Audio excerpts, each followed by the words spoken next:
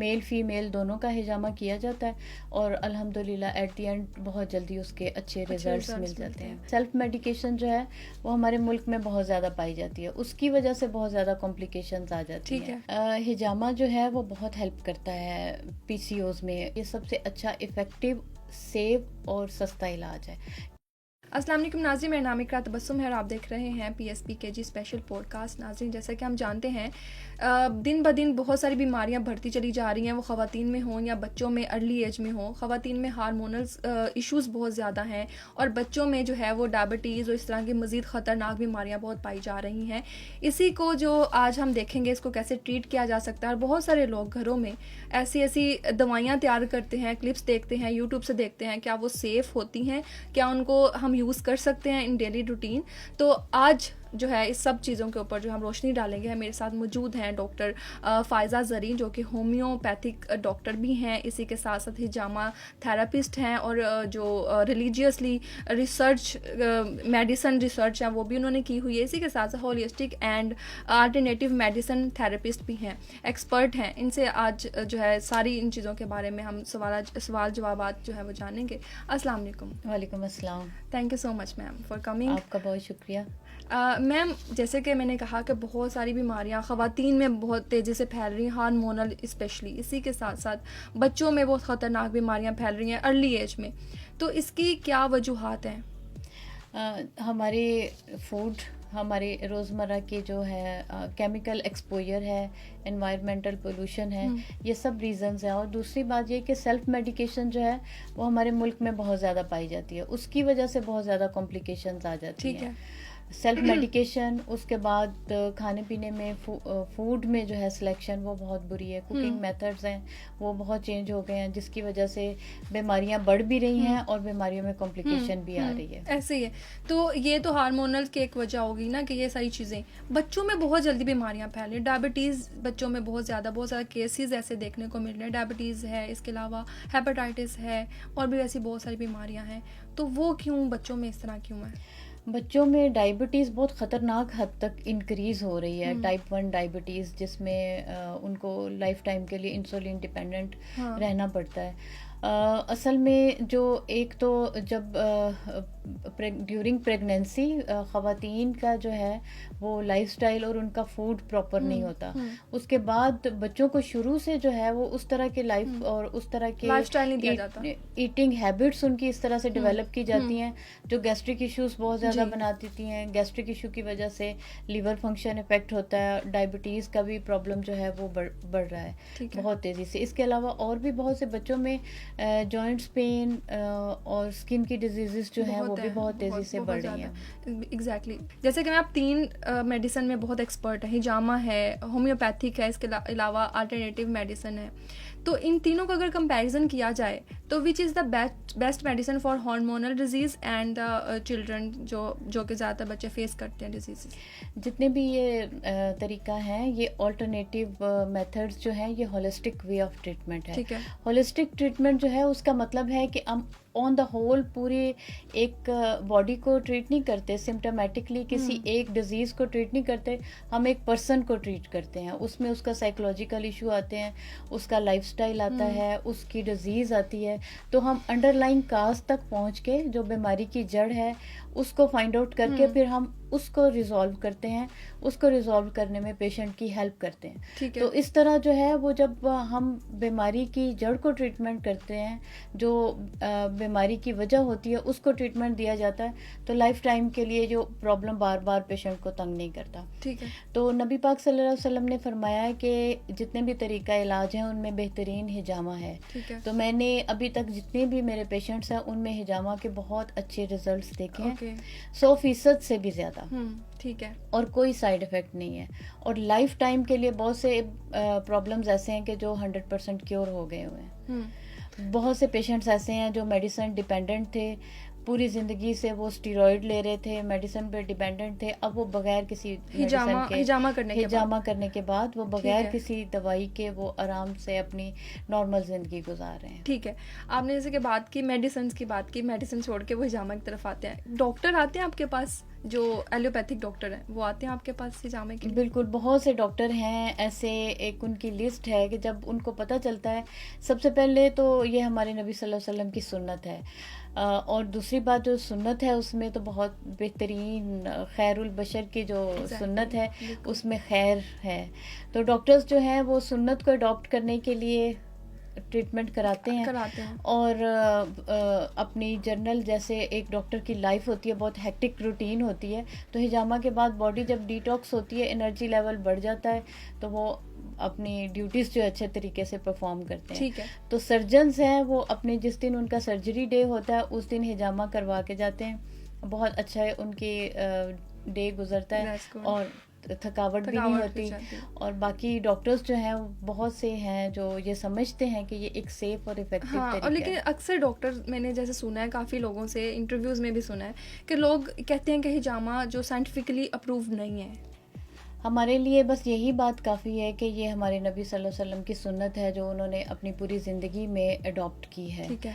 तो साइंटिफिकली ये अप्रूव है, क्योंकि अब यूरोपियन कंट्री में टॉप ऑफ द लिस्ट जो ट्रीटमेंट्स हैं उसमें अल्टरनेटिव थेरेपी में कपिंग थेरेपी सबसे टॉप है। अवेयरनेस नहीं है लोगों को, और वहाँ से ही हमारे पाकिस्तान में, बाकी हमारे कंट्री में जो है यूरोपियन कंट्रीज़ की देख के जब उन्होंने नए इक्विपमेंट इसमें निकाले, एडवांस इक्विपमेंट चाइना से जो है वो हमें मिले, कनाडा है, यूरोप है, अमेरिका है, यूके है, इन सब कंट्रीज़ में हिजामा जो है बहुत अच्छा प्रैक्टिस किया जाता है। ठीक है। अच्छा मैम, अगर दूसरी तरफ देखा जाए, जैसे कि लोग अल्टरनेटिव मेडिसिन यूज़ करते हैं, घरों में ऐसे टोटके तैयार किए जाते हैं, कितने सेफ हैं?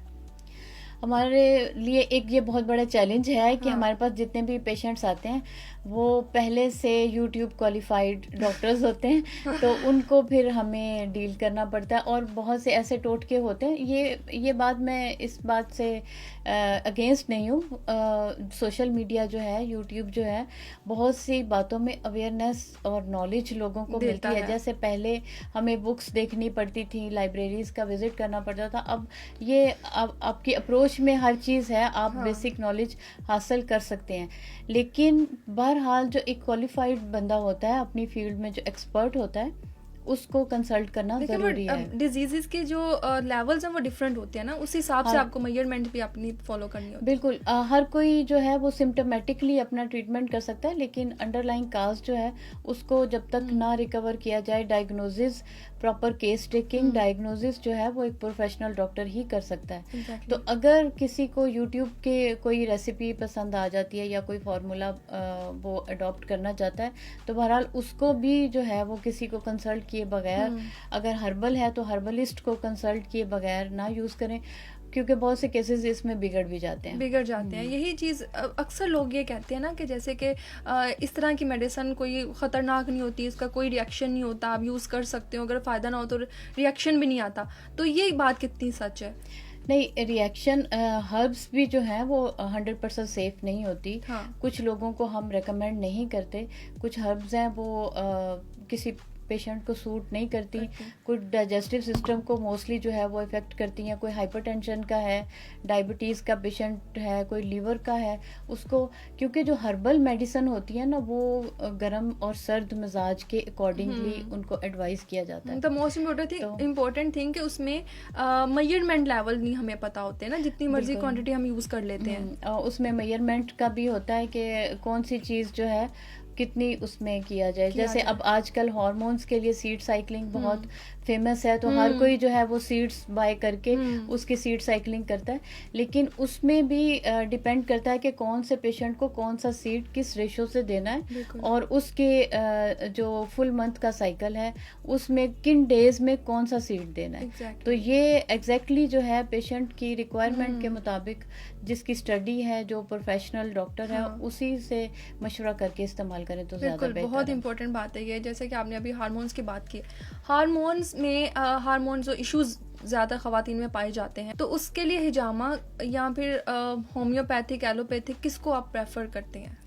हार्मोन्स के लिए हार्मोन डिजीज तब होती है जब हमारे एंडोक्राइन ग्लैंड्स जो हैं वो प्रॉपर फंक्शन नहीं करते, प्रॉपर हार्मोन प्रोड्यूस नहीं करते। तो उसमें मैं मेडिसिन की बजाय हिजामा ही रिकमेंड करती हूँ, क्योंकि हिजामा नेचुरली जो है वो हमारी बॉडी के फंक्शन को इन्हेंस करता है, जो हमारे एंडोक्राइन सिस्टम है उसको बूस्ट करता है। ठीक है। तो रिजल्ट ये मिलता है कि बॉडी खुद ब खुद हार्मोन्स एक अच्छे लेवल पे जितनी हमारी रिक्वायर्ड होता है वो खुद प्रोड्यूस करती है, बजाय इसके कि हम कोई मेडिसिन दें जो ओरली हार्मोन थेरेपी है वो हमारी बॉडी के ऑर्गन्स को साइलेंट कर देते हैं। ठीक है। तो हिजामा इसमें बहुत अच्छा रोल प्ले करता है। इसमें थोड़ा सा हमें रिजल्ट्स थोड़े लेट मिलते हैं, क्योंकि जब तक इंटरनली हमारे एंडोक्राइन खुद फंक्शन करने लगते हैं, हार्मोन प्रोड्यूस करते हैं, फिर एट द एंड सिम्टम्स जो हैं वो रिलीफ हो जाते हैं। बिल्कुल बिल्कुल। बहुत सारे लोग जो हैं किसी भी बीमारी में हो, स्पेशली जब हार्मोनल डिजीज़ में मुब्तला होते हैं, तो उनका ख्याल होता है कि मेडिसिन खाई नहीं जाती है। एक तो ये चीज़ होती है, दूसरा ये कि मेडिसिन खाने से उनकी बॉडी जो है इसी तरफ आना शुरू हो जाएगी, क्योंकि इसमें मेडिसिन को तो आपको फॉलो करना ही पड़ता है। तो हिजामा जो है वो बेस्ट चीज़ है, इसको ज़रूर फॉलो करें। अगर इस पर थोड़ी सी मज़ीद आगे बात करें तो हार्मोन्स में PCOS बहुत कॉमन है। PCOS के लिए हिजामा बेस्ट थिंग है। एंड सेकेंडली जो लोग कंसीव करना चाहते हैं और जिनको औलाद के इश्यूज़ हैं, वो इस पर कितना जो है कर सकते हैं? बिल्कुल, हिजामा जो है वो बहुत हेल्प करता है PCOS में। इसमें ग्लूकोज रेजिस्टेंस प्रॉब्लम होता है। ग्लूकोज रेजिस्टेंस की वजह से जो है वो हार्मोन्स का इशू हो जाता है। तो डॉक्टर्स लाइफ टाइम के लिए कुछ मेडिसिन्स एडवाइस करते हैं। PCOS के ट्रीटमेंट के लिए मैं 3 चीज़ें एडवाइस करती हूँ। सबसे पहले पेशेंट की डाइट, क्योंकि डाइट जो है वो बहुत मैटर करती है। सेकेंडली उसका जो है वो फिजिकल एक्टिविटी, क्योंकि सेडेटरी लाइफस्टाइल से ग्लूकोज रेजिस्टेंस जो है वो बढ़ जाती है।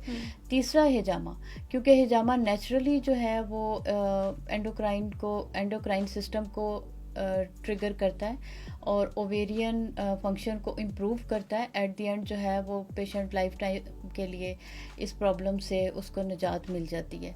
तो जहाँ तक कंसीव करने की बात है तो अल्हम्दुलिल्लाह ये सबसे अच्छा इफ़ेक्टिव, सेफ और सस्ता इलाज है, क्योंकि जो दूसरे तरीका इलाज हैं वो थोड़े आर्टिफिशियल बेस्ड होते हैं। हिजामा लंबे होते हैं बहुत, समटाइम तो पेनफुल भी होते हैं, समटाइम बहुत एक्सपेंसिव होते हैं, बहुत ज़्यादा एक्सपेंसिव भी होते हैं और उसके साइड इफ़ेक्ट बहुत ज़्यादा होते हैं। जिन पेशेंट को कंसीव करने के लिए हम हिजामा रिकमेंड करते हैं तो उनको हम एडवाइस करते हैं कि ओवुलेशन के डेज़ में मेल फीमेल दोनों का हिजामा किया जाता है और अल्हम्दुलिल्लाह एट द एंड बहुत जल्दी उसके अच्छे रिजल्ट्स मिल जाते हैं। मैम, आप काफ़ी टाइम से ये प्रैक्टिस कर रही हैं और लोगों को जो है वो सर्व कर रही हैं, अभी तक कितने रिजल्ट जो हैं वो आपको 100% मिले हैं? लोगों के क्या रिव्यूज़ रहे हैं अभी तक? इसमें रिज़ल्ट्स जो हैं आप समझे 100 में से 1000% रिज़ल्ट्स मिले हैं और अल्हम्दुलिल्लाह मेरे मोर देन 20,000 से ज़्यादा पेशेंट्स हैं। सक्सेस स्टोरीज़ आप कह सकते हैं अल्लाह ताला की मेहरबानी से, क्योंकि जब हम वो रास्ता इख्तियार करते हैं जो अल्लाह ताला ने हमारे लिए सिलेक्ट किया होता है तो उसमें ना सिर्फ हमें कामयाबी होती है बल्कि हमारे लिए बहुत ज़्यादा उसमें आफियत भी होती है। तो अभी तक जितने भी रिज़ल्ट्स आए हैं वो अल्हम्दुलिल्लाह बहुत अच्छे हैं। अल्टीमेटली हिजामा हर केस में ज़रूर इफ़ेक्ट करता है। अगर कहीं पे हमें रिज़ल्ट नहीं मिलता या रिज़ल्ट लेट है तो उसमें कोई ना कोई अंडरलाइंग काज ऐसा होता है डिजीज़ की कॉम्प्लिकेशन में, तो हमें उस केस की ज़रा डीप स्टडी करनी पड़ती है, लेकिन रिज़ल्ट बहरहाल अल्हम्दुलिल्लाह लाजमी मिलता है। ठीक है, अभी तक तो हमने सारी उन बीमारियों का जिक्र किया जो रेगुलर बीमारियां और कॉमन है। अगर हम देखें कैंसर की बीमारी, बहुत ख़तरनाक बीमारी लोग समझते हैं, उसमें हिजामा कितना इफेक्टिव है, करवाना चाहिए? बहुत से लोग ऐसे आते हैं कि जो कैंसर के एडवांस स्टेज पे होते हैं या कैंसर की डिजीज़ में होते हैं। कैंसर के पेशेंट को हम for the treatment hijama advice नहीं करते। इसके अलावा और भी बहुत सी ऐसी कंडीशंस हैं जिनमें हिजामा को अवॉइड करने के लिए कहा जाता है। हर कंडीशन में हम हिजामा एडवाइस नहीं करते। कैंसर के मरीज़ों में ट्रीटमेंट के लिए हिजामा एडवाइस नहीं किया ठीक है। जाता, लेकिन जब पेशेंट की कीमोथेरेपी हो रही होती है और कीमोथेरेपी के साइड इफ़ेक्ट की वजह से पेशेंट को डायरिया हो जाता है, बहुत ज़्यादा वीकनेस हो जाती है, बहुत ज़्यादा लेथार्जिक पेशेंट ठीक हो है। जाता है, तो हम जस्ट इम्यूनिटी के कुछ पॉइंट्स उसको लगाते हैं, ब्लड डिटॉक्स का हम एक लाइट सेशन देते हैं, उसका रिजल्ट हमें बहुत अच्छा एनर्जी मिलता है। बूस्टिंग के लिए उसका रिजल्ट हमें बहुत अच्छा मिलता है। पेशेंट जो है वो जो व्हील चेयर पे या बेड पे घर जाता है, वो अपने पैरों पे चल के कीमोथेरेपी के बाद घर चला ठीक जाता है, ठीक है। बॉडी डिटॉक्स होने से, उसकी इम्यूनिटी बेहतर होने से उसकी रिकवरी के चांसेस बेहतर हो जाते ठीक हैं, है। और प्लस कीमोथेरेपी के साइड इफ़ेक्ट्स जो हैं वो उसको तंग नहीं ठीक करते। है मैम, मैंने सुना है कि आप बहुत सारी ऐसे हॉस्पिटल में भी ये सर्विस प्रोवाइड करती हैं, जैसे कि लबेक केयर फाउंडेशन जो कैंसर हॉस्पिटल है उसमें भी आप ये करती हैं हिजामा वगैरह के पेशेंट्स को? लबैक कैंसर केयर फाउंडेशन जो है वो मैं उसकी एग्जेक्टिव बॉडी में हूँ, मैं अच्छा। उसकी वाइस प्रेसिडेंट हूँ। That's good. उसमें हम कैंसर के आखिरी स्टेज के पेशेंट्स को रखते हैं, और वो पेशेंट जो दूर से आए होते हैं जिनकी कीमो और रेडिएशन हो रही होती है, उसके लिए हमने cancer care hospice facility provide की हुई है। ठीक है। तो अल्हम्दुलिल्लाह ये बहुत अरसे से मैं इसके साथ वाबस्ता हूँ, और इसमें हमारी सर्विसेज जो होती हैं वो बिल्कुल टोटली फ्री होती हैं। पेशेंट को फैसिलिटेट करने के लिए एफर्ट्स होती हैं, पेशेंट को भी हम 100% जो है वो उसमें कोई चार्जेस नहीं होते। पेशेंट की bedding, food, pick and drop, हर चीज़ हम फ्री ऑफ कॉस्ट उसको प्रोवाइड करते हैं। बहुत बहुत इंपॉर्टेंट चीज़ है ये कि आपका एक तरह से जो आपने चीज़ें हमें बताई है, मुझे इससे ये फील हो रहा है हिजामे के साथ साथ आपका लाइफस्टाइल बहुत डिपेंड करता है।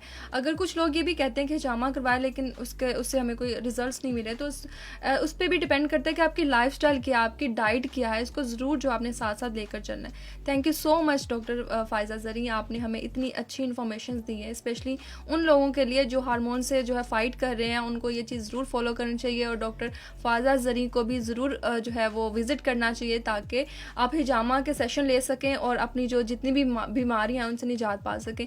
इसी के साथ जी इजाज़त चाहूँगी, मैं मिलूँगी इंशाल्लाह नेक्स्ट वीडियो में नई इन्फॉर्मेशन के साथ। तब तक के लिए अल्लाह हाफ़िज़।